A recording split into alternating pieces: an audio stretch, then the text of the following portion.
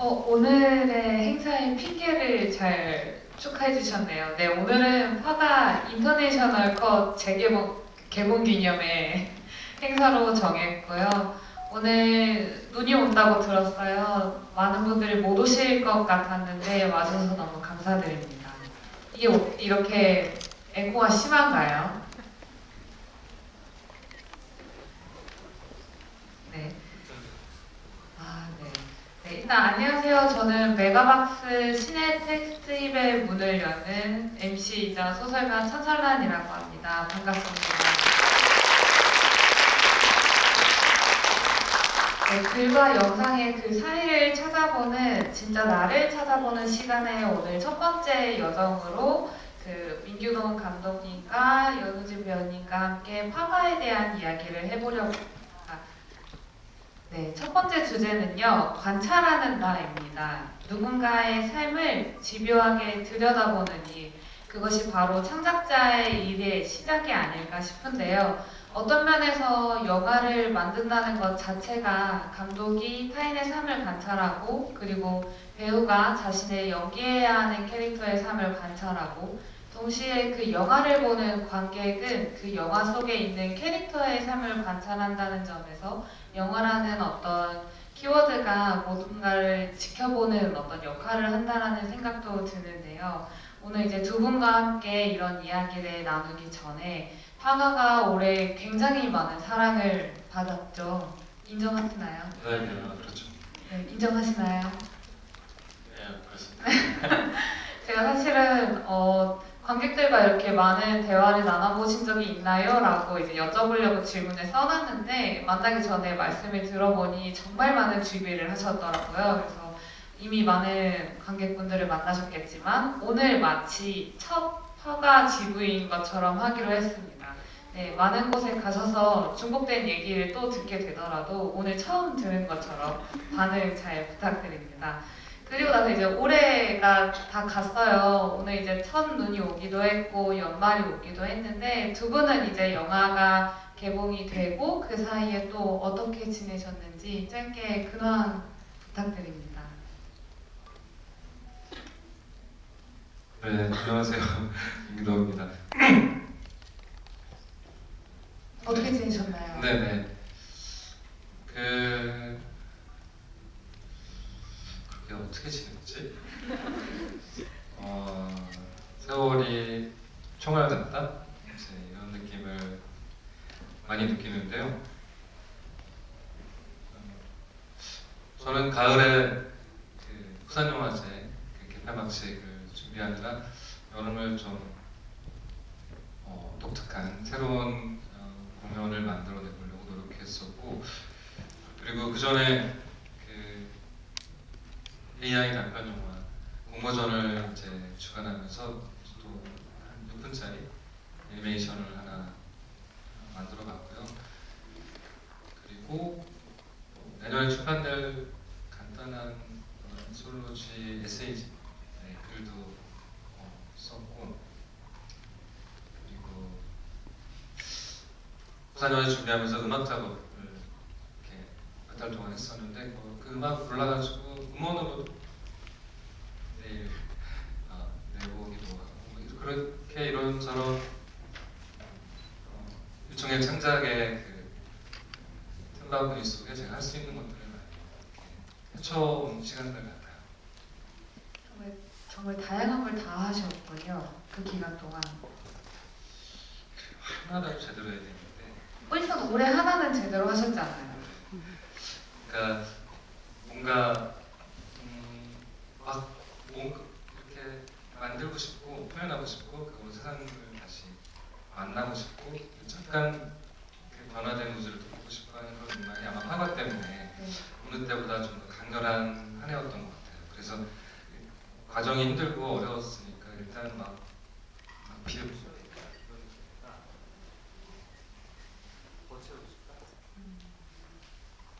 그냥 어떤 공기라도 새로 채우는 그런 시간을 가져보고 싶다. 그런 맥락으로 시간을 보냈던 것 같아요. 잠깐 질문인데 그 혹시 에세이에 관련된 거는 어떤 건지 잠깐 여쭤봐도 돼요? 작가님 앞에서 내가 어쨌든 출판계에 약간 관심이 있으신 것 같아서. 그 지금 생각해 보면은 옛날에 그렇게 영화 전에 글 쓰는 걸 훨씬 좋아했고 왜 책은 안 냈을까? 감히 낼 수 없다 이런 생각도 있었던 것 같고 20년 아니 더 됐죠. 에세이를 같이 쓰자는 출판사 분들의 그 요청들이 있었을 때 제가 무슨 에세이를 써요 이제 이렇게 겸연쩍게 느껴졌었고 영화를 찍을 때 보통 너무나 완벽하려고 했으면 완벽주의자가 될 수밖에 없는 그런 순간들이 많아요. 모든 요소에 있어서 시청자 포함해서 왜냐하면 조금만 잘못하면은 죽어라 부터 해가지고 쓰레기 엄청난 댓글이 달리나 그러니까 무서움들이 하나 있는데 아마 에세이를 쓴다면 좀 더 영화 이렇게 창작된 텍스트라기보다 좀 더 내 삶의 결을 더 미세한 것들을 같이 나눠야 되니까 무서웠었나 봐요. 그랬던 것 같고 그렇게 미루다가 이제 제가 올해가 제가 단편 영화로 첫 영화를 만들고 30주년이에요. 그래서 시간이 이제 정말 한 세대가 흘렀고 부산 영화제도 이용했지만 논어에서 공자가 32일이라고 30이 돼야 이제 좀 제대로 선다. 이제 그런 문장들이 아주 옛날부터 30이라는 숫자가 주는 이제 성장의 어떠한 시즌의 맥락이 있는데 여기를 한 챕터를 글로 정리하고 그리고 이제 정말 말씀하신 것처럼 신인 감독처럼 또 새로운 시즌을 넘어갈 수 있을까 이런 생각으로 이제 글들을 정리하고 있던 차에 이제 제가 써서 보낸 에세이는 그냥 여러 명의 이제 아티스트들이 모여서 요즘 AI가 많이 화두가 되잖아요. 거기에 대해서 각자 그냥 이렇게 쓴 에세이를 모은 에세이 솔로지 같아요. 나올 수 있을까 모르겠지만 순진하게 한계에서 몇 철까지 이렇게 원고 보내주세요 그래가지고 데드라인에 맞춰가지고 진짜 열심히 보냈는데 제가 1등이고 아직 다 모이지도 않았더라고요. 아무튼 그래서 그렇게 진행되는 글들을 쓰면서 이제 겁먹지 말고 내 바보 같은 모습이나 부족한 모습이나 그런 거 너무 사람들이 잘 알고 많이 익숙해져서 그냥 많이 내려놓고 편하게 글들을 써보고 있는 것 같아요. 새벽마다 일어나서 조금씩 쓰는 루틴을 가져가 보려고 했고 그리고 단편 소설도 요즘 많이 써요. 한 네. 6개월째 써보고 있는데 단편 소설 쓸 때 너무 행복해요. 어떤 내용을 주로 쓰시나요? 그게 제가 화과를 제가 만들었잖아요. 원작이 있는 거. 원작을 좋아하시는 분들 중에 실망하시는 분도 있고 좋아하시는 분들도 있지만 원작이 있다는 거를 원작자가 저기 나를 이렇게 어떻게 만들었나 봐야지 이렇게 노려보는 눈빛이 항상 무섭고 세상에 한 사람이라도 만족시키면 저 사람부터 먼저 만족하면 좋은데 그런 생각들이 있었는데 영화는 이제 제 손끝에서 안 끝나잖아요. 소설에 정말 훌륭한 지점은 손끝에서 뭔가 끝난 개인 예술로서의 장점이 있는데 영화는 배우도 만족시켜야 되고 제작자도 만족시켜야 되고 투자자도 만족시켜야 되고 마지막 모니터링 시사에서 블라인드 시사에 찾아온 관객들도 만족시켜야 되고 끝없이 이제 반영되고 고쳐나가는 과정을 거치는데 아침에 일어나서 소설 쓸 때 단편 영화나 영화 아이디어를 모아놓은 폴더가 한 300개 되더라고요. 다 만들어지지 않고 형태가 안 된 원형적인 아이디어인데 그거를 소설로는 물량도 상관없이 그리고 누구한테 보여줘야 될 의무도 없이 그렇게 막 쓰면은 너무 행복한 거예요. 그 손끝에서 이미 끝나는 완성되지 않았지만 단편 영화, 단편 소설이 그렇듯이 내가 끝나는 시점에서 그 우주가 다 완성되니까 그런 작업을 통해서 이제 내가 글에 대한 무서움도 덜고 그 다음에 영화가 주는 그 나를 주눅들게 하거나 내 안에 검열 필터를 계속 만들어지기 어렵다는 것에 대해서 끝없이 싸워야 되는 그래서 내가 이 능만 있는 이런 정신적인 텐션, 경직된 근육을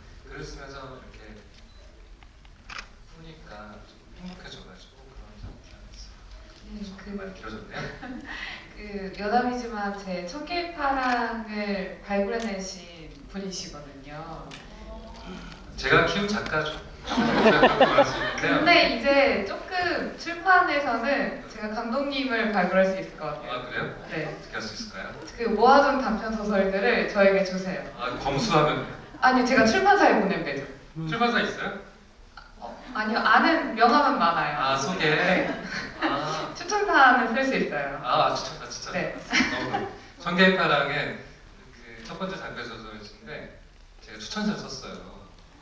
그 출판되기 전에 이제 엄청난 작가가 될 걸 알아보고 파랑파랑이라는 어떤 추천사를 썼었는데 그때 인연으로 제가 이 가장 가까운 제 책상 옆에 책에 책이 항상 있고 내가 키운 작가가 잘 크고 있군.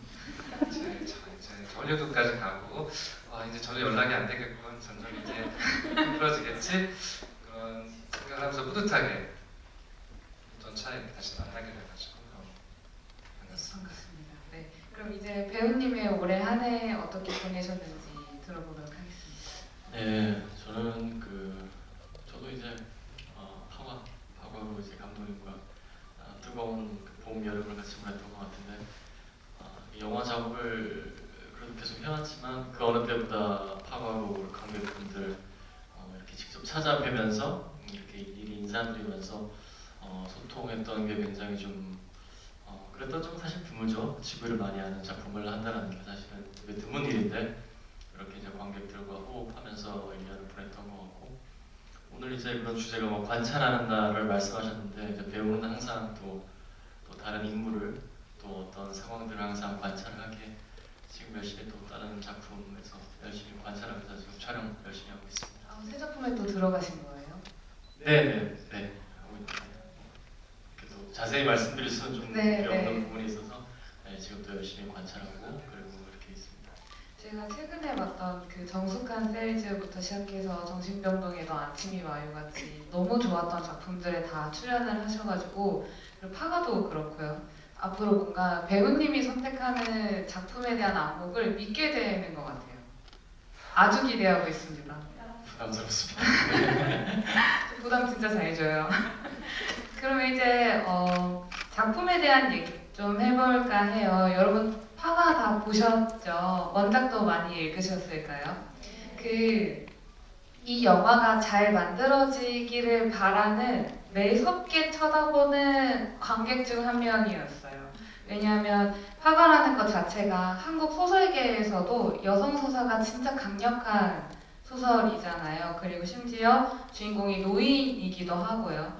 이게 제가 오기 전에 잠깐 말씀드렸지만 저도 이제 영화 시나리오나 드라마를 쓰는 과정에서 투자해서 막히는 단계들이 몇 개가 있어요. 근데 첫 번째가 여성 주인공일 때 일단 첫 번째로 좀 주춤하세요. 과연 이게 투자를 받을 수 있을까요? 라는 고민. 그리고 두 번째가 노인이 주인공일 때. 근데 화가는 그 두 가지 요소를 다 가지고 있었고 그걸 굉장히 멋지게 뚫으셨잖아요. 근데 아까 말씀 들어봤을 때는 2019년쯤에 처음으로 그 이야기의 초고를 완성을 하셨고 이제 영화가 좀 더 시간이 걸려서 개봉이 되기는 했는데 전 제일 궁금했던 건 이 파과라는 작품을 봤을 때 이 이야기를 내가 해도 되겠다, 할 수 있겠다, 혹은 해야만 하겠다라는 이 도전의식과 마음은 어디서 오셨을까요? 그 순간을 어떤 특정 순간으로 딱 정말 잡아내기는 어려울 것 같은데요. 아마 작가님이 말씀하시는 것처럼 로그라인의 매력이 좀 있잖아요. 60대 노인 킬러 생각해가는 은퇴에 임박해서 이제 인생 절대정명의 어떤 선택을 한다. 그러니까 그 소설을 읽으면서 그렇게 한 줄로 내가 이야기를 정리해낼 수 있을까? 그 로그라인만 한 20-30개 돼요. 그 독자들도 마찬가지로 이제 책을 읽으면서 혹은 영화를 보면서도 이게 어떤 이야기지? 라고 누가 물었을 때도 한 줄로 딱 그냥 자기만의 낭처를 뽑아낼 수 있을 텐데 그 소설을 순문학 반, 그다음에 장르문학 반이라는 독특한 지형에 있는 소설이었고, 만약에 그냥 활극으로 그 노인 킬러 이야기가 정찰됐었더라면 그 소설은 그렇게 매력적이지 않았을 것 같아요. 근데 굉장히 판타지이면서도 장르적인 소재를 가지고 정말 또 굉장히 독특한 문체를 가진 순문학적인 이야기 전개를 가졌기 때문에 좀 여러 번 그 책을 볼 수밖에 없었고, 사실은 첫 챕터를 한번 보고, 첫 챕터가 지하철에서 방역을 하는 그 장면인데, 첫 챕터를 보고 두째 챕터로 넘어갈 때 저는 책을 덮었어요. 이건 영화가 불가능하구나. 두 번째 챕터로 넘어가서 바로 다른 시점으로 또 이렇게 점프하면서 다른 사람 이야기 넘어가는 방식이 문학적인 전개를 보는데, 영화적으로는 안타깝지만 나는 그 조각의 이야기를 더 보고 싶은데 시점이 객관적으로 다른 시점을 가고 시간도 바뀌고 다음 챕터에서 또 다른 이야기가 나오고 어떡하지 그래서 뒤로 가면 갈수록 이제 30년 전 얘기, 40년 전 얘기 계속 나오고 이러면서 안돼 영화가 더 안 될 것 같다. 이거 너무 어려워. 그래서 그런 생각을 하면서 봤어요. 마지막까지 다 보고. 그리고는 사실 이야기로서는 그 맹아, 고갱이와 안센스는 너무나 매력적이지만, 말씀하신 것처럼 제가 막 한 30년 하다 보니까 그 넘어야 될 허들의 그림들이 너무 선명하게 보이는 거죠. 그리고는 덥고 시간을 좀 두고 다시 봤었어요. 다시 봤는데 많이 휘발됐더라고요. 그러니까 진짜 묘한 소설인데요. 다시 읽는데 처음 읽는 것 같은 거예요. 이 되새김질 때 그러니까 처음에 한 번에 너무 파악을 잘 못한 거죠, 사실은. 밀도나 깊이나 넓이나 그런 것들이 한 손에 잡히지 않는 그런 종류의 글이었던 것 같고, 그래서 여러 번 다시 볼 수밖에 없었고, 나중에 초고를 제가 빠르게 썼어요. 그래서 2019년 여름이니까 오래됐죠. 촬영은 그로부터 한 이제 결국 5년이 지나서 하게 됐는데, 그 이후에 초고를 쓰고 원작을 한 30고 이렇게까지 갈 때까지 혼자 안 봤어요. 왜냐하면 처음에 받았던 그 에센스로 영화적인 언어를 찾아서 이렇게 달려갔습니다. 그리고 어느 날 그게 역시나 할머니 이야기고 여성 이야기고 코로나가 와 있고 투자가 위축되고 극장에 막 테이핑 쳐져서 사람들이 못 오게 하고, 그런 것들 속에 다시 한번 어떤 이야기에서 시작했지 이런 느낌으로 원작을 돌아봤는데, 또 내가 모르는 이야기인 거예요. 여전히 내가 발견하지 못한 텍스트가 있고 행간이 있고, 그래서 사실은 이런 이야기를 해야겠다는 결심들이 매번 계속 환기되는 방식으로 저에게 살아났었던 그런 기억이 나요. 그 뭔가 여러 번 책을 다시 읽을 때마다 새롭게 발견됐던 부분들이, 오히려 그 영화에서 보여지는 조각이라는 캐릭터를 굉장히 입체적인 한 인간으로 잘 그린 것 같아요. 이게 어떤 특정 성별을 대변한다거나 뭔가 내세우지 않았고, 정말로 그저 노쇠한 킬러가 마지막으로 정말 지키고자 했던 무언가를 지키는 어떤 치열함이 잘 담겨있다라는 생각이 정말 많이 들었던 그 작품이었는데, 그런 고뇌들이 잘 담긴 것 같아요. 이게 자칫하면은 어떤 뭔가를 대변하려고 했을 때 이야기가 한쪽으로 치우쳐지는 경우가 있잖아요. 파과 영화에서는 가장 우려했던, 제가 걱정했던 부분들이었는데 그런 게 잘 없었고, 너무나도 후련하고 통쾌한 액션으로 많이 느껴졌어요. 네. 그래서 동시에 또 궁금했던 거는 그 강 선생이라는 캐릭터가 선하잖아요. 배우님이 처음 이 그 대본을 보셨을 때 혹시 원작도 보셨는지와 대본을 봤을 때 이거를 내가 할 수 있겠다라고 마음먹게 된 계기가 있으신가요? 사실은 글쎄요. 일단은 그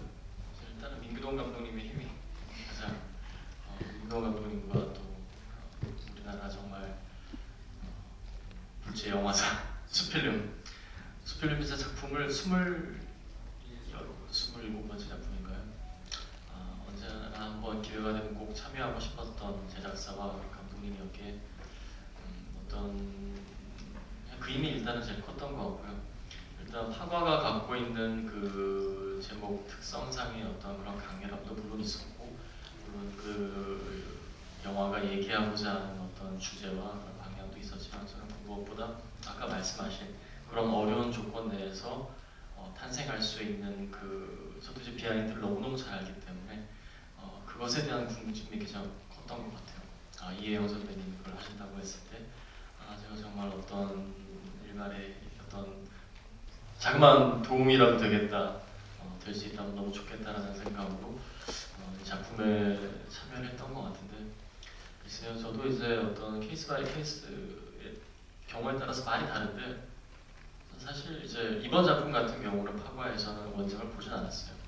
소설을 보진 않았고, 그냥 제가 감독님이 쓰신, 감독님이 만드는 그 강 선생 내에서 저의 어떤 굉장히 갖고 있는 상상력을 동원해서 그렇게 캐릭터를 구축을 하려고 했고, 그 이유인즉슨 이제 사실 작품하는 스타일에 따라 조금 어떤 방법은 다르긴 하지만, 어떤 작품 같은 경우는 굉장히 원작에 참고하는 경우도 저는 있습니다.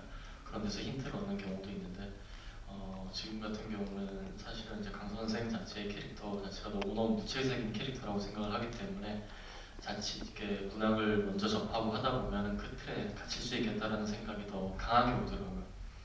그래서 감독님 분명히 연우진이라는 배우한테 줬을 때는 어떤 믿음이 있을 거란 말이죠. 제가 갖고 있는 어떤 힘을 통해서, 굉장히 풍부한 상상력을 통해서 그거를 구체화하려고 노력을 했던 것 같고, 저는 굉장히 이 어떤 색으로 표현하자면 고동색 같은 느낌의 캐릭터를 만드는데, 갈색, 고동색 약간 이런 느낌, 빈티지한 어떤 그런 캐릭터의 방향성을 잡으면서 제 스스로 뭔가 이렇게 굉장히 창조를 해내려고 노력했던 것 같아요. 너무 공감을 했던 게요. 저는 그 강선생 배우님이 표현해주신 강선생이라는 캐릭터가 나무 같다라는 생각을 진짜 많이 했어요. 나무나 흙, 땅. 왜냐하면 그 나오는 모든 캐릭터들이 막 킬러 이래가지고 막 다 강하고 싸우고 이러잖아요. 근데 사실 그 많은 캐릭터 중에서 가장 강한 캐릭터가 강선생이에요. 그래서 제가 영화를 보면서 가장 좋았던 건 선함이 단단하고 흔들리지 않는 거예요. 그리고 세고 뭔가를 욕망하는 것들은 불안하고 불완전한 시선으로 그려지는데, 뭔가 올곧게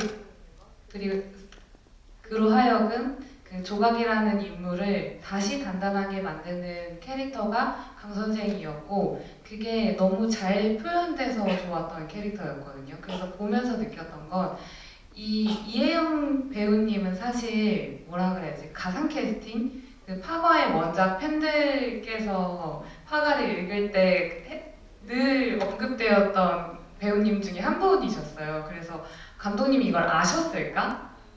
아셨나요? 저는 진짜요? 그럼 역시 그 책을 읽을 때 느껴지는 이미지가 좀 비슷한가라는 느낌과 함께, 그 배우님을 포함해서 그 김성철 배우님이나 이혜영 배우님이나 너무 다 잘 들어맞는 거예요, 캐릭터랑. 그래서 뭔가 이 배우님들을 만났을 때 캐스팅의 비화나 어떤 꼭 해야만 한다 이런 게 있었나요? 캐스팅은 사실 거의 하늘이 내리는 기적적인 그 맥락이 많아요. 왜냐하면은 일정도 맞아야 되고, 취향도 맞아야 되고, 소속사의 생각도 맞아야 되고, 각 배우들이 앞에서 한 전작들, 또 다른 거를 하고 싶어 하기 때문에 변화의 갈망에도 맞아야 되고, 그래서 첫 배우를 누구를 하냐가 사실 굉장히 중요해요. 저는 이혜영 배우가 먼저 딱 섰기 때문에 거기에 불꽃처럼 뭔가 이렇게 부딪히지만 결국은 그렇게 다르지 않은, 말씀하신 불안한 삶을 사는 어떤 인물이, 투우라는 인물이 있어야 되는데, 그 인물과 색깔이 완전히 다른 어떤 종류의 삼각형이 마련돼야 되잖아요. 근데 조각의 입장에서 보기에는 몇 번 부딪히지 않지만 가장 큰 약점이 되면서 그 사람 때문에 모든 걸 버려야 되는 정도로 어떤 종류의 매력을 줘야 되는데, 그거는 텍스트가 이제 소설처럼 원할 때 풍요하게 이렇게 드러내지 못하고 영화 속으로 등장하지 않는데도 미리 자기 서사를 가진 거를 뿜어내면서 결국은 그 이야기 속으로 들어와야 되거든요. 그러니까 이미 가진 게 있는 사람이어야 돼요. 그거는 본인이 가진 것도 있지만 관객들이 이미 상상하고 있는 어떤 종류의 입체성이 이미 있어야 되니까 그런 컨트라스트를 너무 중요하게 감독들은 볼 수밖에 없어요. 삼각형을 만들고 그 다음에 또 이제 거기 뭐 중요한 인물 뭐 손실장이든 어린 시절이든 이렇게 그래서 결국은 같은 색깔이 하나도 없는 그런 이제 직소 퍼즐을 만들어야 되니까 마지막 선택이 항상 최고의 선택이었다라는 그런 생각을 많이 하게 돼요. 뭐 투자사에서 말하는 배우도 있고 관객이 말하는 배우도 있고 많이 그렇게 많이 선호도에 따라 구성이 달라질 수 있는데 그 기적적인 그런 출산 과정을 거쳐서 결국 만나게 되는 마지막 이 생명체들이 나중에 보면은 이만한 어떤 조합이 없었구나. 다른 평행우주로 다른 배우들의 작업이 불가능하기 때문에 뭐 비교할 수는 없겠지만 이번 영화 특히 촬영하면서도 이제 나중에 결과를 이제 지켜보면서도 정말 아슬아슬하게 이성적으로 너무 훌륭한 것이 정말 그런 생각이 들었어요. 각자 캐릭터들을 깊이 있게 이해했고 김성철 같은 경우는 원작을 몇 번이나 읽고 와서 계속 그 둘 다 사실 원작에서 묘사가 별로 없어서 정말 많은 걸 창조를 해냈어야 되는 맥락인데 저는 원작을 봐라 안 봐라 이 자체를 안 했기 때문에 보고 싶으면 알아서 보고 달려져 있는 원작이니까 그 갈급한 사람은 이렇게 보고 그게 불필요한 사람 보지 않고 그렇게 열어놨던 것 같아요.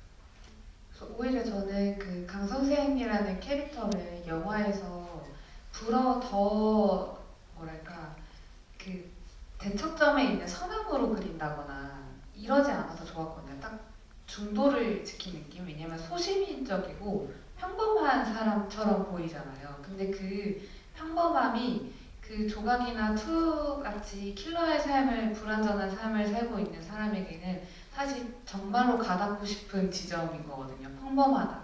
그거를 되게 잘 표현을 해주신 것 같고 그거를 의도하신 것 같았어요.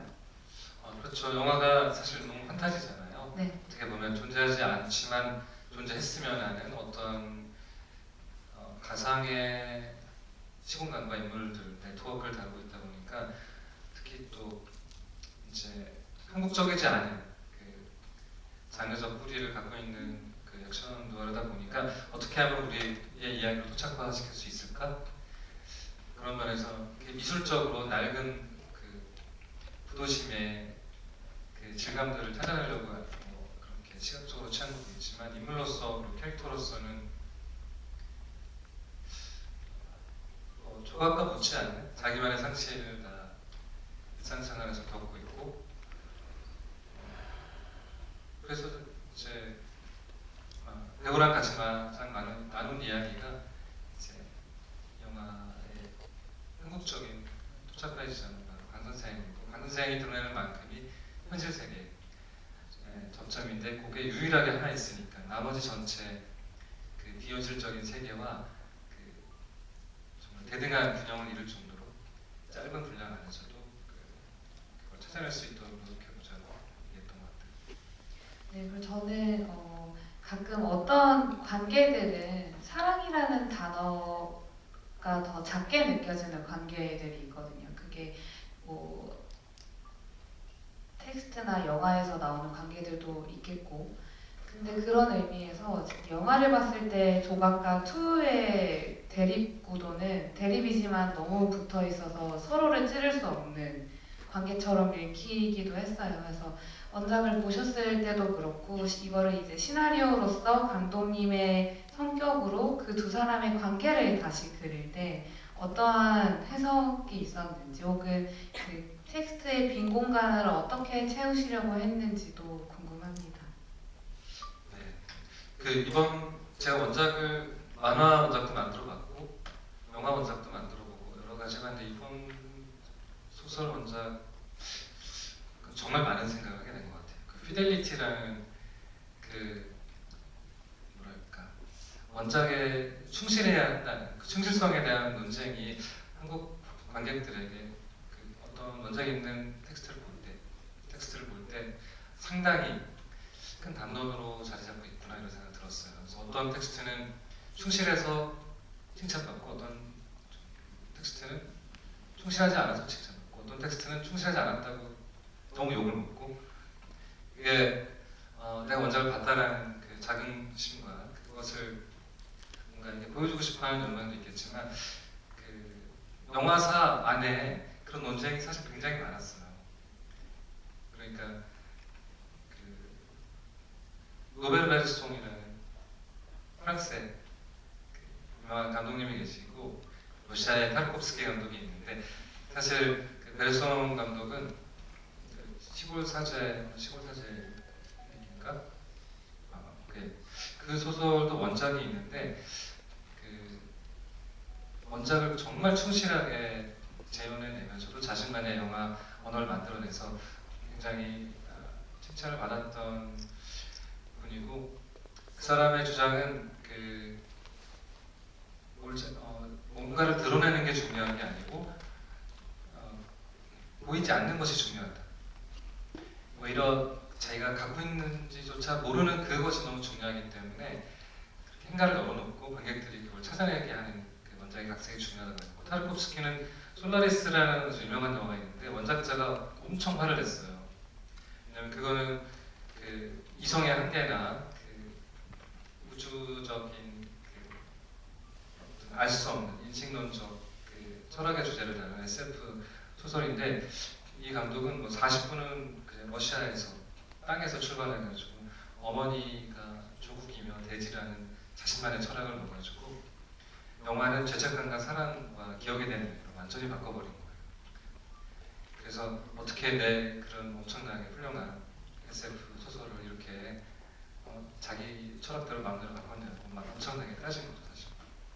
그 타르코프스키는 이제 원작은 어떤 종류의 자기 철학이 결국 표현되는 매체라는 중간 통로로서의 개념으로 했었던 것 같고 그 논쟁들은 끝없이 계속되는 것 같아요. 저는 이 소설을 봤을 때는 정말 이야기가 많다고 생각했는데 제가 초고를 썼는데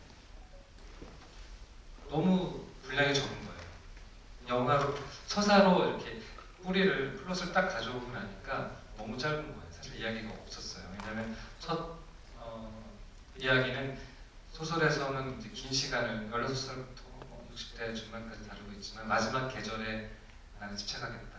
그래서 할머니 이야기로만 시작하겠다. 그래서 처음에 현재 이야기만 딱 끌어냈더니 70분, 80분짜리 이야기가 되는 거죠. 얘기가 너무 없는. 그래서 거기서부터 시작해서 다시 만약에 여기에 행간이 채워진다면 어떤 이야기가 들어올 수 있을까가 그게 인물이든 이야기든 그 새로운 행간을 메꿔가 나가는 그 출발점이었던 것 같아요. 그러니까 찾아보면은 엄청난 이미지들이 은밀한 이미지들이 많이 있지만 그것은 이미지이거나 심리이거나 그런 게 많고 이야기로는 아직 많은 그 실들이 깨어져 있지 않고 구슬들이 훨씬 많은 그런 종류의 소설이라는 생각이 들었고 그래서 제가 버전을 이렇게도 만들고 저렇게도 만들고 만들 때마다 너무나 새로운 버전이 계속 태어나는 그런 이야기가 될 수밖에 없었어요. 그래서 사실 지금의 파도가 태어난 건 어떻게 보면 우연이죠. 지금 만들어졌으니까 태어난 거예요. 그러니까 맞아요. 만약에 투자가 다른 시점이 됐으면 또 다른 이야기가 나왔을 수 있고 저는 그 파쿠르를 하는 조각 버전도 있었거든요. 건물 사이를 이렇게 뛰어다니면서 그 코미디였었고 거기 땐 강 선생이 여자였었어요. 그 버전에서는. 그래서 두 여자가 이제 전 장르는 코미디로 썼고 그때 그러니까 그리고 2는 그때는 1차원적인 어떤 이런 지금 영화에서 제가 표현한 트라우마 속으로 회피해서 굉장히 침전돼 있고 집요한 그 세월 끝에 자신을 인정받고 싶어해서 결국 그렇게 도전하고 괴롭히는 종류의 훨씬 감정이 많이 담긴 그런 투어가 아니었었어요. 정말 뭐 복수를 하는 그런 빌런이었고 그래서 두 사람과 투어의 대결이었던 거죠. 사실 그런 맥락으로 동생의 트라우마는 자기 부인을 안락사로 몰래 보내준 불법적인 일을 한 사람으로서 그렇게 떠나고 싶어하는 사람을 도와주는 그런 어둠의 세계에 있었던 그런 완전히 만들었네요. 네. 그런 이야기로 배경을 설정하고 풀었었기도 했군요. 그때 만들었다면 또 그런 영화 나와서 구동부 작가는 이게 뭐냐 뭐 이제 그랬을 수도 있겠죠. 네, 그럴 수도 있겠죠. 네, 네. 그걸 너무 지지하셨던 천사한 작가님께서 이걸 추천사 빼 그랬을 수도 있을 것 같은데 결국은 사실 많은 버전 중에 원작으로 너무 충실하게 돌아온 버전 중에 하나예요. 사실 지금 버전.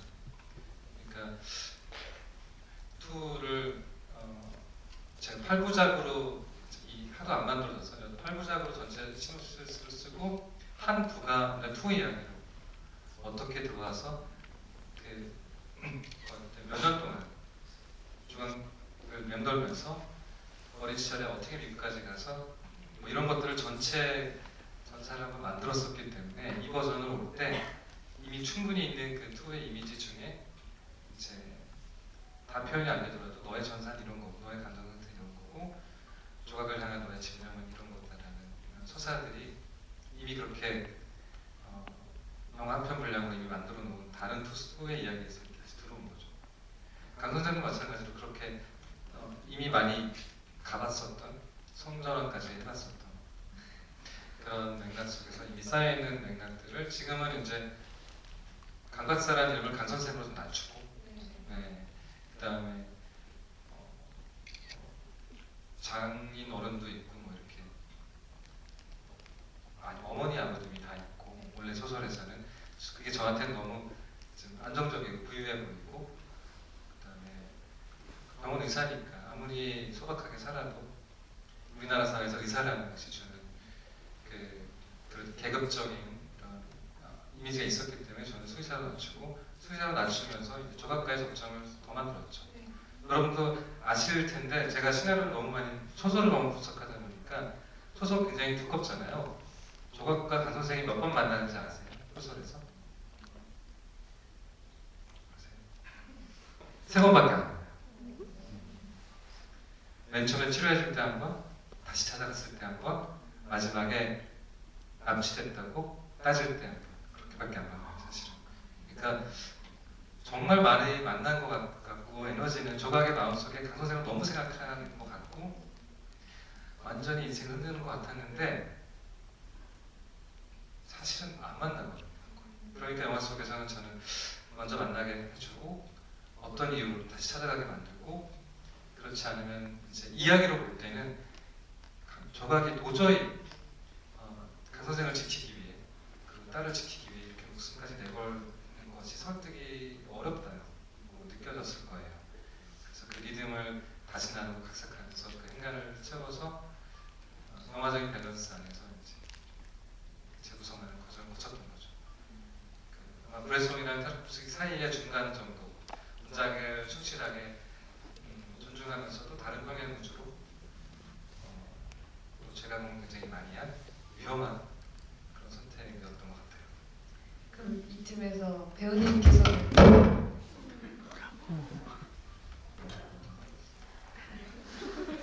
죄송합니다. 제가 많이 또 드려요. 그래서 좀 컬이 피고 괜찮아요. 네. 배우님께서는 그러면 시나리오를 보셨을 때 그 행간이 모두 이해가 가셨나요? 약간 이 캐릭터의 납득이 오히려 뭐 강 선생의 입장일 수도 있겠지만 반대로 말씀하신 것처럼 그 조각이라는 캐릭터가 왜 우리를 위해서 이렇게까지라는 어떤 이해의 과정이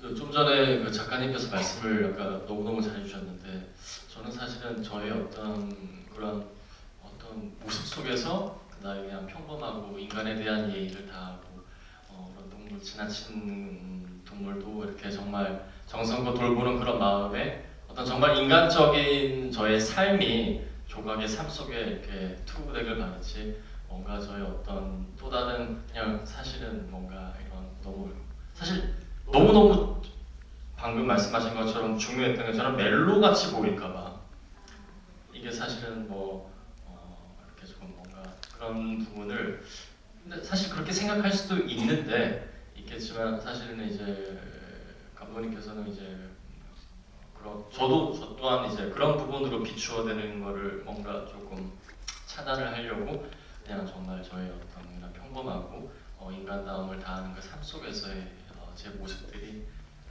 조각에게 뭔가 이렇게 이런 사람을 지키고 싶다라는 어떤 이제 그 지점을 제가 좀 항상 고민을 많이 했던 것 같아요. 근데 정말 멜로처럼 읽힐 수 있는 그런 그 전사들이 깔려 있잖아요. 그 전에 자기를 구해줬던 그 스승과 그 강 선생을 약간 교차하면서 생각하게 되는 거잖아요. 자기 삶에서 지키고 싶은 두 번째 집단이 나타났던 거고, 뭔가 그 강 선생의 딸이 납치되었다는 거는 결국에 그 전에 가족이 몰살당했던 것과 대치가 되면서 지켜주고 싶다라는 마음이었지만, 사실은 그 스승에 대한 어떤 마음이 온전히 정말 감사함으로써만 보여지지 않았잖아요. 그래서 오히려 더 말씀하신 것처럼 자칫 로맨스로 읽힐 수도 있겠다라는 생각이 진짜 많이 들었거든요. 그런 의도는 아예 없으셨나요? 그 두 사람 이야기를 드라마로 우리가 팔고자 했다면 이제 충분히 또 그렇게도 풀 수도 있고 더 심도 있게 로맨스도 결이 무한대로 많으니까 그렇게 풀 수도 있다고 생각되는데 제 말씀드렸듯이 너무 안 부딪혀서 그런 화학작용이 생기기는 좀 쉬운 과정은 아니었던 것 같고 그런 얘기 계속 했던 것 같아요. 두 번째 사는 사람이다.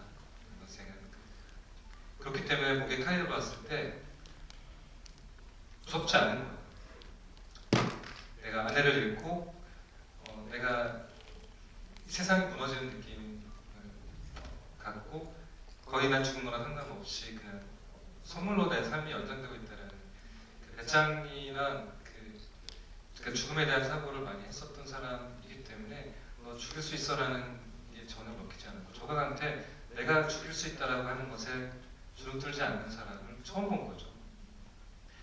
그 엄청난 킬러들도 맞닥뜨렸을 때는 벌벌 떨면서 죽지 않으려고 했을 때 그냥 예의를 갖추고 있는 그러니까 인간에 대한 예의가 있는 그냥 자기 일을 다 하는 그런 사람이 이렇게 훅 들어와서 그러니까 조각이라는 사람이 지금 겪는 노아의 궁극적인 지금 영화 속에서 얻게 되는 그것이 인간이 되는 거라고 생각했거든요. 인간이 되지 못하고 인간성을 갖추지 못하고 약점 없는 완벽한 사람으로 살아가다가 그 치크프리드처럼 정말 혹은 아킬레스건이나 등에 붙은 유일한 어떤 약점, 영웅의 약점이 결국 사람스러움을 갖게 되는 건데 그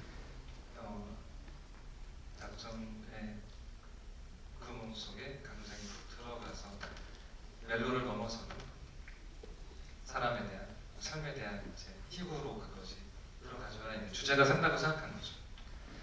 그 아마 배우들끼리는 눈빛이나 몸짓이나 거기에 아주 섹슈얼한 텐션이 만약에 있다면 그거는 텍스트로는 설명할 수 없는 그야말로 영화적인 행간으로는 그것이 가능하다고 생각해요. 그거는 사실 거기에는 저는 관객들의 무의식 속에서는 당연히 그런 텐션이 형성이 됐으면 좋겠다는 그 맥락이 있었고요. 근데 그걸 노골적으로 드러내서는 안 되겠다라는 어떤 균형점을 좀 찾은 거죠. 저는 사실 그 칼을 들이밀었을 때 전혀 떨지 않았잖아요. 그게 첫 번째로 무슨 생각을 해요? 수의사잖아요. 얼마나 고양이랑 개한테 뜯겼으면 그 어떤 자신을 위협하는 것에 대한 두려움이 없고, 두 번째로는 정말 평범하기 때문에 칼이 누군가 나한테 와도 죽이지 않을 거다, 저 사람이 나를 살해하지 않을 거다라는 그냥 덤덤한 평범함을 갖고 있는 인물이라는 생각이 또 들었었거든요. 그런 추측을 한번 해봤었어요, 영화 봤을 때. 그 장면이 소설에서는 묘사가 좀 작가가 힘을 주고 있구나. 사실 저는 그런 걸 느꼈고 소설을 많이 읽다 보면 첫 만남이 원래 강렬하긴 해야 되죠. 네. 작가의 무의식도 읽게 돼요. 네. 이 작가가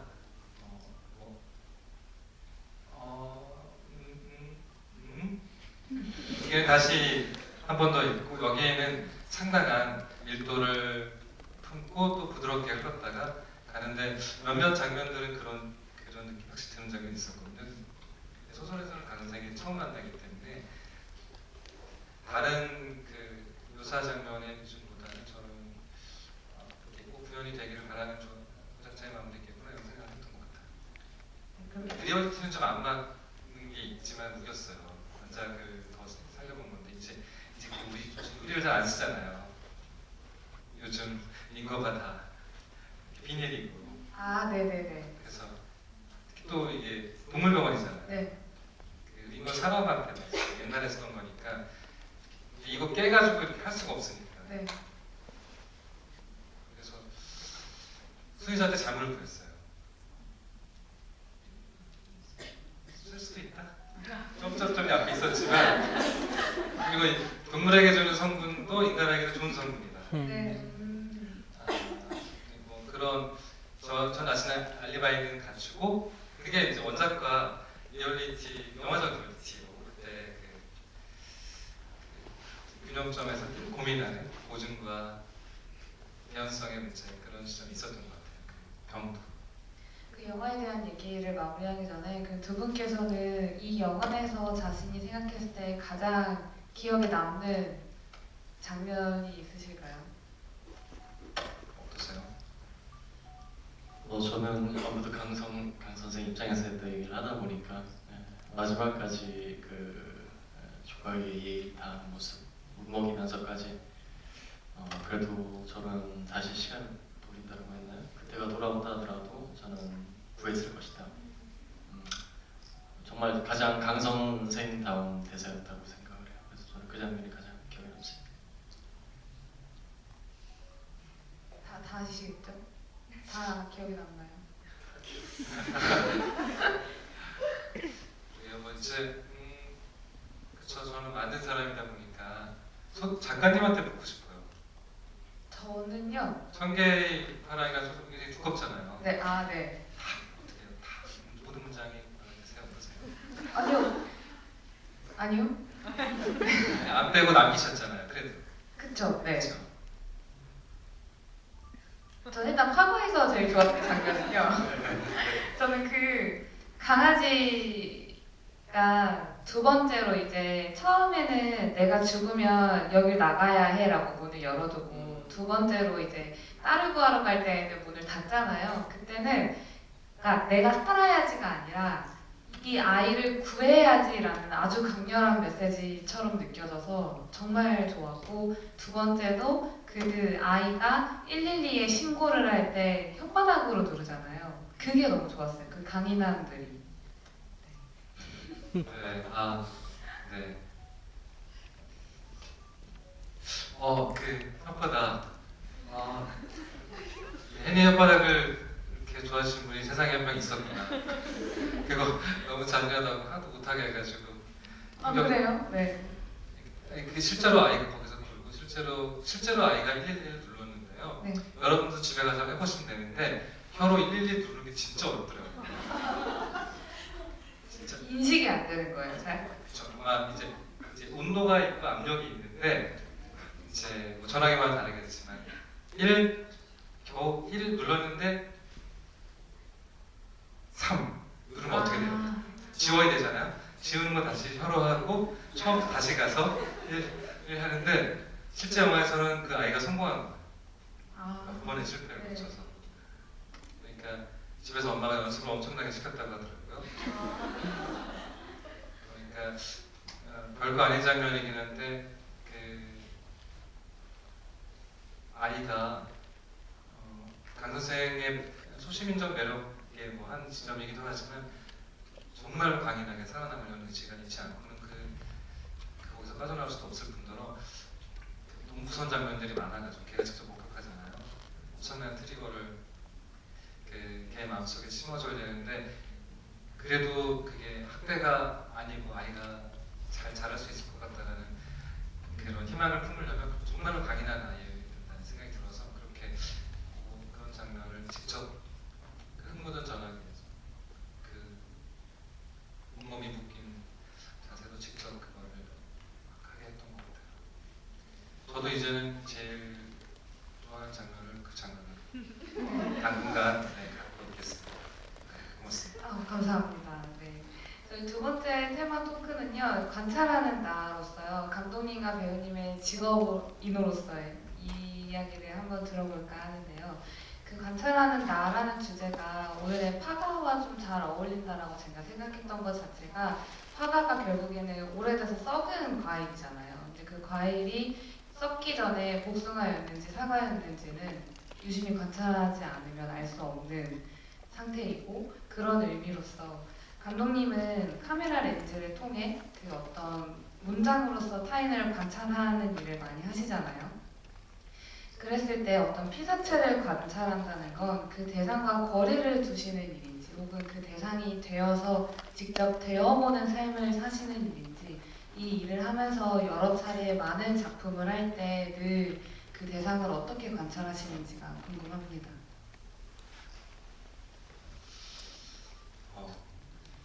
직업적으로 메모를 많이 하는 습관이 옛날부터 사실 그래서 지금 카메라가 생겨서 기록도 싣고 저장도 싣고 모두가 다 그렇게 하고 있기 때문에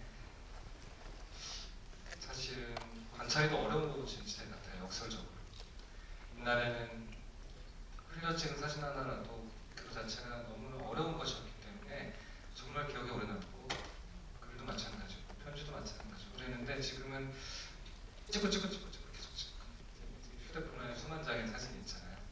다시 돌아보기도 어렵고 희소성이 사라진 관찰의 결과들이 그 가치를 제대로 오랫동안 품어내고 자기의 흔적을 남기기가 좀 더 어려워진 세상 같아요. 영화를 찍을 때는 카메라는 사실 굉장히 잔혹한 도구라고 생각하거든요. 저도 이제 대학교 때 연극을 처음 해봤을 때 무대 위에서 내가 발가벗겨진다는 느낌이 정말 뭔지, 나의 결함, 내가 숨기고 싶은 거, 나의 정말 모든 부족한 것들이 너무 이렇게 만천하에 숨길 수 없게 드러나니까, 카메라는 그렇게 배우들이 자신이 갖고 있는 드러내고 싶지 않은 것들을 결국은 드러내게 만들어주면서 견뎌내는 과정 같아요. 저한테 관찰은 그런 것 같고, 제가 어떤 대상 안으로 들어가서 그걸 찾아낸다기보다는 스스로 자기가 갖고 있는 그 껍질을 밖으로 튀어나오게 도와주는 동행 같은 거라고 생각해요. 그런 식으로 관찰의 개념은 거리랑 상관없이 시간의 개념, 저한테는 더 있는 것 같아요. 그렇다면 배우님께도 이제 질문을 한번 드려볼까 하는데요. 저는 이 그 조각이라는 캐릭터가 한때는 신체 일부였던 손톱이라는 그걸로 쓰다가 나중에 이제 조각이 되어 완전히 떨어져 나가잖아요. 파가가 되고, 그렇게 뭔가 인간의 삶은 한 곳에 머물지 않고 계속 변화하기 마련이고, 근데 배우님은 이제 거의 15년이 넘는 시간 동안 연기를 해오셨죠. 그 시간 속에서 나를 지키는 것 자체도 굉장히 힘든 여정이었을 것 같아요. 그 감독님이 말하셨던 것처럼 무엇이든 창작을 한다거나 대중을 상대로 하는 거는 많은 평가와 내가 누구인지를 흔들리게 하는 순간들이 굉장히 많고, 그리고 저는 소설을 쓸 때는 제가 쓰고 있는 그 소설에 따라서 제 삶의 위치가 바뀌고 있다는 생각도 굉장히 많이 들거든요. 근데 그건 조금은 감독이랑은 다른 느낌이었던 게, 이게 내가 이 캐릭터가 되어보기, 그 삶을 살아보기의 의미로서 지금 현재 현실에서 내가 갖고 있는 전체성이 완전히 사라질 때, 그래서 그 소설 하나를 완성했을 때 다시 내 삶으로 돌아오기까지 시간이 꽤 걸리기도 하고, 그래서 그런 시간을 견디었던 것이, 그리고 그 시간 속에서 변화하는 나를 발견하는 순간들이 언제였는지도 궁금합니다.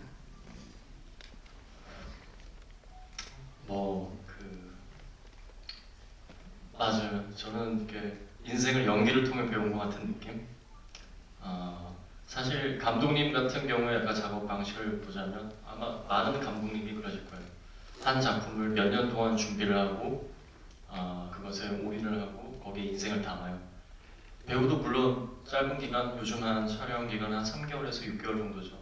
그 기간 진짜 제 모든 걸 다 쏟아부어서 그 인물이 되려고 노력을 하거든요. 근데 그에 비해 감독님이 갖고 있는 시간에 비해 사실 배우는 금방 또 다른 삶을 살아요. 1년에 몇 작품을 하기도 하고 그 역할에 따라서 제가 막 요령이 없을 때 당시에는 너무 정신없이 일을 하다 보면 작가님이 말씀하셨다시피 그 캐릭터에서 막 이렇게 막 몰두하고 몰입을 하다 보면 정말 제가 또래에 비해서 너무너무 삶을 모르는 거예요. 뭐 지금 뭐 어떤 일련의 어떤 항상 뭐 은행 가서 뭐를 해야 되는데 잘 모르겠는 거예요. 그런 삶을 살았던 적도 있어요. 그렇게 지내다 보니까 그게 나쁘다가 아니라 그러다 보니까 점차 연기라는 건 결국 나라는 걸 과정을 계속 나라는 인물을 찾아가고 연우준이라는 인물이 점점 더 이렇게 명료해지는 작업인 것 같아요. 그래서 뭐 물론 다들 스트레스가 있겠지만 저는 그 과정이 조금 재밌어요. 재밌고 그런 연기를 통해서 삶을 잘 바라보기도 하고 그렇게 살아가고 있거든요. 그래서 그냥 그 매 순간순간 그렇게 현재에 집중을 해서 노력을 하려고 하고 있습니다. 그러다 보니까 뭐 좋은 배우가 되었는지 뭐 15년 동안 지나면서 좀 좋은 배우가 되었는지는 모르겠지만 나름의 요령은 조금 찾은 것 같아요. 관찰한다라는 어떤 단어를 제가 약간 비유를 대서 설명을 드리자면 정말 관찰하는 지점이 되게 좋아졌어요. 상대에 대한 이해도가 굉장히 빨라졌어요. 일단은 이해의 관점으로 사람을 봐야 되거든요. 연기를 하다 보면 그냥 그 사람이 옳고 그름을 따지는 게 아니라 그냥 일단 저는 이해해보고 저 사람 저럴 수도 있겠다라는 이해의 관점에서 모든 인간관계가 좀 시작되는 지점이 있어요. 그게 이제 연기를 하는 습관이기 때문에 좀 그런 게 있는데요. 그러다 보니까 관찰을 하게 되고 관찰을 이제는 사실은 연기라는 게 막 내가 메소드로 느끼고 막 이걸 느껴가지고 내가 느끼는 것보다 정말 표현을 잘해야 되는 시대가 온 것 같아요. 빠른 시간 내에 정확한 연기를 해야 되거든요. 그러다 보니까 제일 중요한 건 관찰이에요. 그러다 보니까 관찰을 좀 잘할 수 있는 여유가 15년이 지나면서 좀 생긴 것 같아요. 그 지점이 요즘 그냥 좀 부족하다. 그 어떤 배우는 저 아주 나이가 많고 너무 유명한 배우인데 그런 얘기를 했었어요. 여자 배우인데 동네 너무나 재밌는 아주머니가 있었어. 그 말투 동네 그거를 목욕탕까지 같이 가고 뭐 시장도 같이 가고 그러면서 계속 따라다니면서 관찰해서 나중에 돈을 주고 내가 그 당신 특성을 쓰겠다고 괜찮냐고. 그거를 바로 그 다음 드라마에 쓰고 그게 너무 유명해서 밈이 되고 그렇게 정말 주변에서 너무나 많은 작품을 하다 보니까 이제 똑같은 자기 연기를 반복하게 되는 새로운 게 없는 배우로서의 어떤 한계에 부딪히긴 하잖아요. 정말 직접적인 1차원적 관찰을 통해서 찾아내기도 하는 것 같아요. 그런 주변 인물이 바로 반영되는 그런 경우도 있으세요? 저 같은 경우도 그런 걸 많이 탐닉하려고 해요. 그냥 주변 인물뿐만이 아니라 그냥 지나가는 사람들을 보면서 어떤 착안을 하기도 하고 어떤 직업을 가진 사람들의 그냥 단연 안경을 올린 습관에서부터 뭔가 아이디어가 떠오를 때도 있고 점차 지나다 보니까 그런 요령들이 팍팍 생기는 것 같아요. 처음에는 정말 제 마음에서 뭔가 우러나와야지 연기를 하려고 했던 것 같은데 지금은 좀 그런 요령이 생기다 보니까 오히려 막 캐릭터를 벗어나는 데 있어서도 조금 더 편하고 저희 좀 중심도 잘 잡히는 것 같고 나를 잃지 않는 과정도 이렇게 조금 있죠. 그러면 뭔가 관찰했던 캐릭터 중에 해보지 않았지만 욕심나는 캐릭터가 있나요? 지금 감독님과 제가 열심히 들어볼게요. 사실 진짜 그런 건 없어요. 저는 정말 많은 질문을 받거든요. 배우로서 어떤 캐릭터를 연기하고 싶냐고 하지만 저는 사실 좀 창피하지만 그런 욕심은 잘 없어요. 그 감독님은 혹시 있으세요? 어떤 작품을 써보고 싶다. 내가 살면서 관찰한 꼭 관찰하지 않아도 돼요. 그냥 이런 감독이고 싶다. 이런 감독이고 싶다? 네. 그런 거는 뭐 너무 많죠. 시시각각 변하기도 하고 천선남처럼 글 잘 쓰는 사람이 되고 싶다는 생각도 있고 그 스탠리 큐브릭이라는 감독 참 유명하잖아요. 하여튼 2001 오디세이로 유명한 감독이기도 한데 약간 그 샤인에서 샤이닝에서 문프 쓰고 닉콜슨이 이렇게 얼굴 집어넣는 그런 아주 유명한 것도 많이 하실 텐데 미친 기타 역전 그러니까 자신의 이미지가 일체 유실됨이 없이 그대로 구현되게 끝까지 밀어붙이는 그 컬트적인 어떤 그런 감독의 뭐 영화사에서 항상 예외적으로 그런 감독이 있지만 그 작품을 만드는 과정에서는 모두가 뭐 다 같이 미쳐서 너무 힘들어지겠지만 결과는 정말 인류사에 둘도 없는 괴상한 흔적으로 남아서 불멸의 형태를 갖게 되는 그런 종류의 삶이 있다면 해보고 싶은 그런 생각이 있어요. 너무 못해봐서 이런 생각을 하나 정반대로 하고 있어서.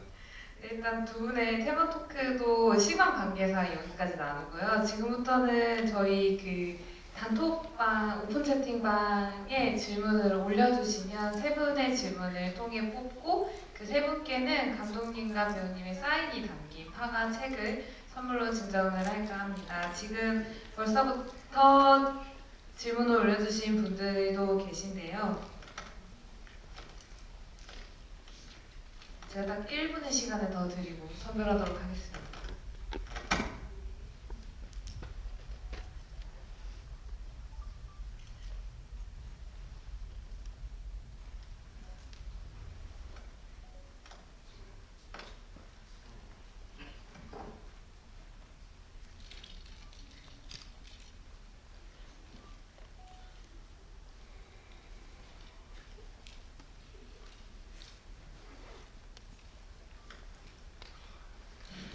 눈이 진짜 좋으세요.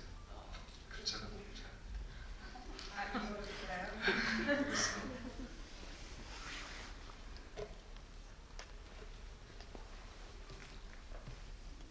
일단 공통 질문을 드리는 게 너무 좋을 것 같아서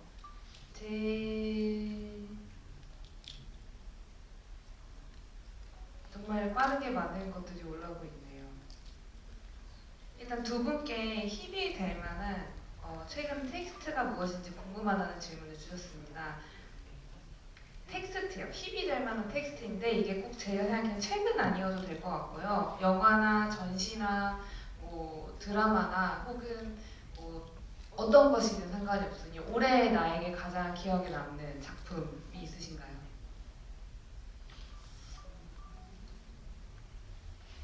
저는 그 작품 책인데 그냥 문구가 하나 떠오르는데 그냥 내 머릿속에 있는 생각 그대로를 다 믿지 말라라는 그 문구.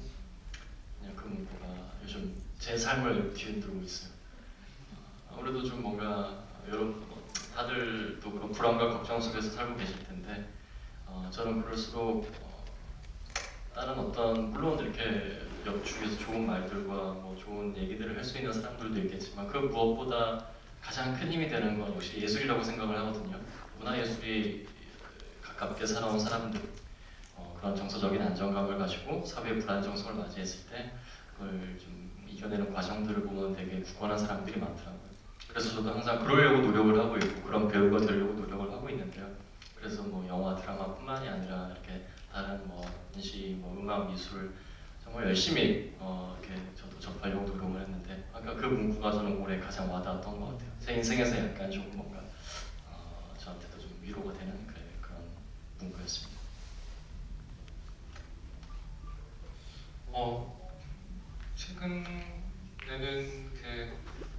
최근에 갑자기 지금 떠오르는 책 특별한 의미는 없이 지금 떠올랐습니다. 편안함의 습격이라는 책이 떠오르는데요.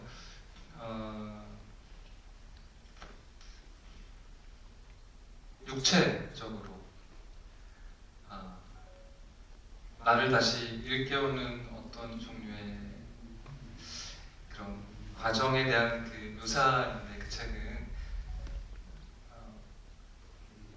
머지 시대 때부터 우리가 가지고 있던 본능들이 얼마나 지금 현대사회에 이렇게 많은 기기들 편안함 속에서 깎여 있는지를 얘기해주고 사실 그냥 우리 몸속에 그냥 그렇게 붙어있는 미생물 하나까지 그냥 원래 인간적인 것들이 가진 힘이 어떤 건지 그거를 한번 이렇게 돌아볼 계기는 됐었는데 그런 의미에서 감독이 너무 책과 영화와 미술과 음악과 정말 미술 세계 안에서 모든 그 텍스트들을 향유하고 살다 보니까 정작 몸은 너무 식물사에서 더 떠나가서 러닝 하시잖아요. 네. 네. 네, 그런 것처럼 그냥 아주 단순한 원시적인 편안함으로부터 멀어진 어떤 순간의 쾌감, 그것이 무엇일까 찾아보고 싶은 그런 마음을 하고 있어요. 네, 나머지 두 개의 질문은 이제 좀 생각을 하셔야 될 것 같아서 한 번에 읽어드릴게요. 하나는요, 나이 들의 아름다움은 뭐라고 생각하는지 궁금하다는 질문이었고요. 두 번째는요, 요즘 관찰한 것들 중에 가장 흥미로웠던 것들, 뭐 일상이든 작품이든 사람이든 이 상관없다라는 질문을 두 개를 주셨는데, 혹시 어떤 나이 들의 아름다움? 그래서 제가 먼저 얘기할게요. 감독님 앞에서 나이들. 아름다운가? 그래서 나이들은 다 똑같죠 뭐. 다 여러분들 여기서 고민 느끼는 거. 저도 계속 과거 얘기를 하게 되지만 저도 한 시간이 지나면 막 연기를 더 잘할 줄 알았어요. 그때는 막 고민도 많았고 했는데 시간이 지나면 그런 고민들이 없어질 줄 알고 뭔가 상황이 더 좋아질 것 같았고 뭔가 제가 이 상황에서 조금 더 좋은 답안을 갖고 모든 걸 할 줄 알았어. 근데 그게 뭐 전혀 아닌 거 아시잖아요. 네, 저는 아니고 항상 이 고민이 없어지면 저 고민이 생기고 다 똑같은 것 같아요. 근데 그래서 저는 좀 전에 얘기했던 거랑 좀 일맥상통한 얘기인데 그냥 나이 들수록 저는 계속 문화예술을 계속 가깝게 하려고 하는 사람이려고 노력을 하고 있습니다. 답을 잘 모르기 때문에 그런 문화예술을 통해서 계속 위안을 받으면서 그 순간을 잘 즐기려고 노력하고 있고 나이는 뭐 그래서 나이 들어감에 따라 그 나이에 맞는 고민은 계속 하는 게 좋다라고 생각을 해서 경험 자체가 중요한 거기 때문에 그냥 운명이다 생각하고 그냥 잘 받아들이고 있어요. 저도 잘 모르겠어요. 얘기해 주시죠. 얘기해 주시죠.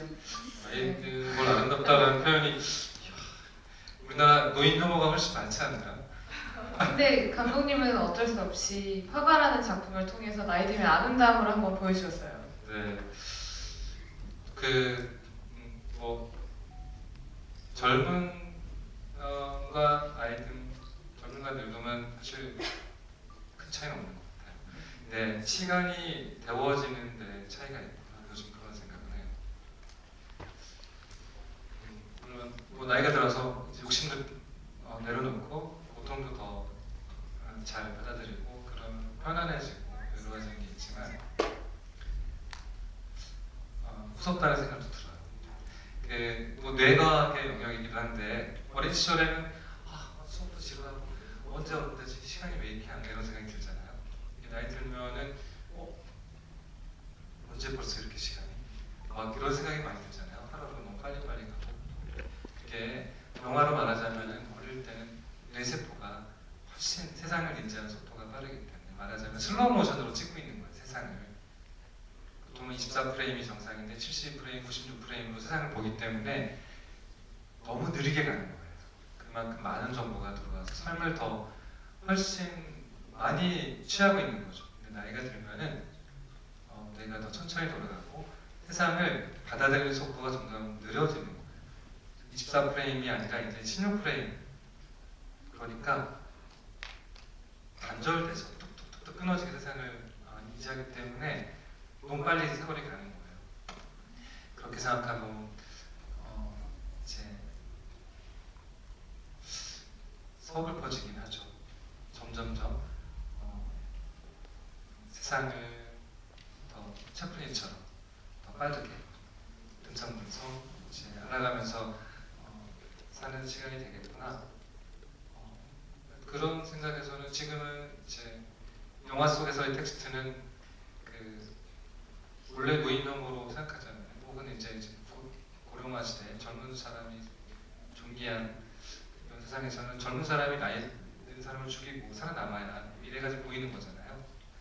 영화가 결말이 젊은 사람들 사다리를 차고 나이 든 사람이 일 더 하겠다고 그런 좀 무섭잖아요. 그렇죠? 은퇴를 안 하고 그렇게 계속 일을. 그런 의미에서 이게 퇴행적이고 말도 안 되는 기득권을 갖고 있던 사람이 기득권을 연장하려는 그런 얘기입니다. 이런 텍스트에 대한 질문을 소리를 해보면서 어떤 종류의 용기를 주고 나이와 상관없이 새 삶을 살아갈 의지를 예찬하는 영화가 될 수 있을까 정말 늘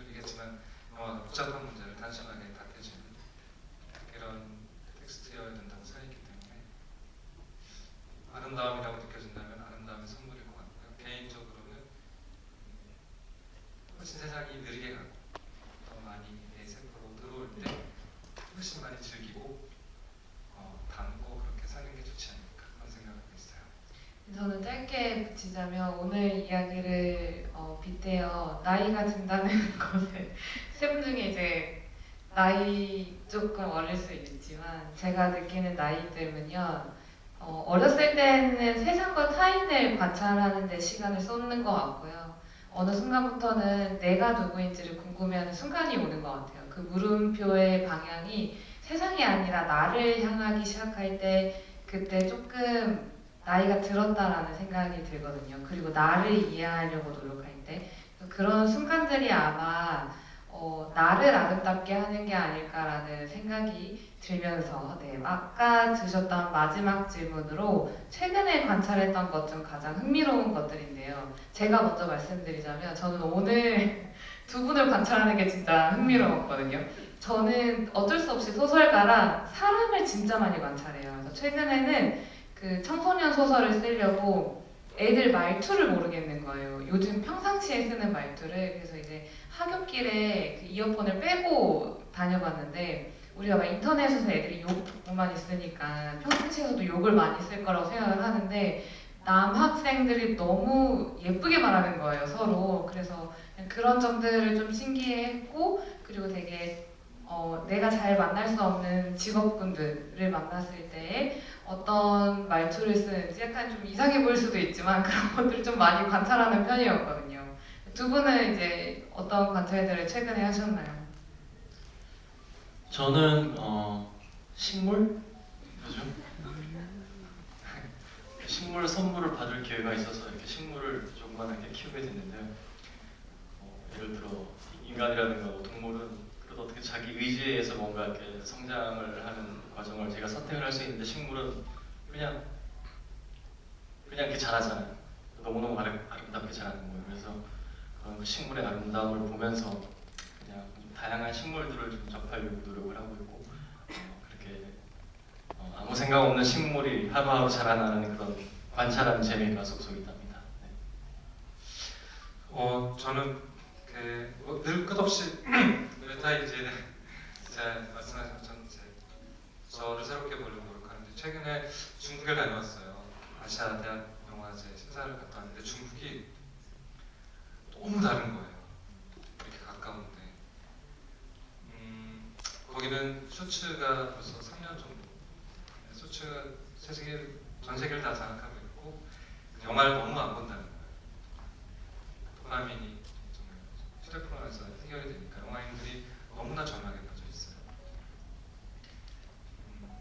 한때 엄청난 중국 영화로 우리가 영화 공부할 때는 그렇게 굉장한 모델이었는데 그런데 그 좋은 영화를 뽑는 기준은 가장 예술적인 영화, 가장 미학적인 영화를 뽑고 싶다라는 열망이 또 엄청나더라고요. 그러니까 더 빠르고 짧고 더 자극적인 이야기를 찾아나가면서 자기자를 찾겠다는 맥락이 아니라 더 본원적인 모습으로 돌아가겠다는 그 맥락이 독특했고 그때 거기 학생들이 영화를 너무 사랑하는 정말 천진한 학생들인데 비행기를 한 번도 타본 적이 없고 이것도 한 번도 해본 적이 없고 유튜브를 한 번도 본 적이 없고 유튜브를 아예 깔지를 못하니까 GPT 안 되고 구글은 아예 못 쓰는 나라니까 그러니까 너무 가까운 나라인데 제가 갑자기 톡톡톡 막히고 저는 너무 불편한데 이렇게 가까이 비슷하게 생겨서 누가 사는 중국 사람도 구분 못하지만 완전히 다른 세상 살고 있는데 영화 열망 엄청나면서 동시에 AI 영화도 그거를 돌파하려고 하는 아이러니컬한 아주 예술과 AI를 동시에 가면서 그러니까 기원전 7세기부터 거기는 공자가 나타나서 엄청난 철학적 베이스를 찾아가는 신기한 나라였는데 진짜 세상은 넓구나. 그리고 너무나 다르구나. 그 정말 다른 다양한 지성들이 인간을 구성하고 있고 그런데 한국 영화를 너무나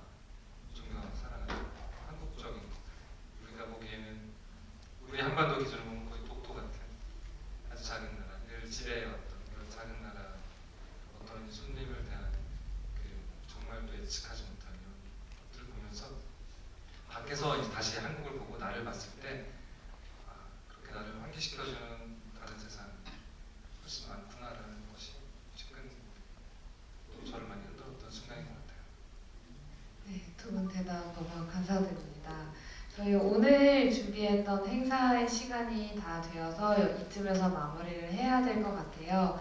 오늘 굉장히 어설펐던 MC로서의 선란을 이겨내주신 관객분들과 두 분들께 너무 감사하다는 말씀 드리고요. 오늘의 관찰하는 나를 통해 화가라는 작품에 대해서 다시 한번 얘기를 할 수 있게 되어서 너무 기뻤습니다. 오늘 화가 팬분들이 굉장히 많이 나오셔서 너무 즐거운 티를 입고 계신 거예요. 화가의 효는 뭔가 되게 좋아지는 게 맞나 봐요. 그래서 최근에 이제 다시 개봉을 한다고 하니 개봉하는 영화도 한 번 더 봐주셨으면 좋겠고요. 저희 다음 주에는 너를 닮은 사람이라는 작품을 통해서 변화하는 나를 진행해볼까 합니다. 관심 있으시면 다음 주에도 한번 봐주시길 바라고요. 오늘 두 분 같이 함께 해주셔서 감사드립니다. 네, 아까 저희 질문 3개 하셨던 분, 3분. 네네. 질문하신 분들 기억하시죠? 3분. 네. 거짓말하지 않고 자신을 증명하면서 이렇게 책을 받아가시면 되겠습니다. 네, 그러면 저희는 이쯤에서 인사드리겠습니다. 감사합니다. 네, 고맙습니다. 감사합니다.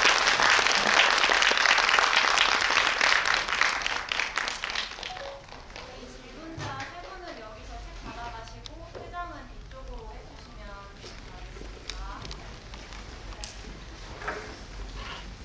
감사하겠습니다. 저희 잠시 감독님께서 사진을 제안 주셨는데 혹시 앉아 계시면 이렇게 단체 사진을 한번 찍어보도 괜찮을까요? 네.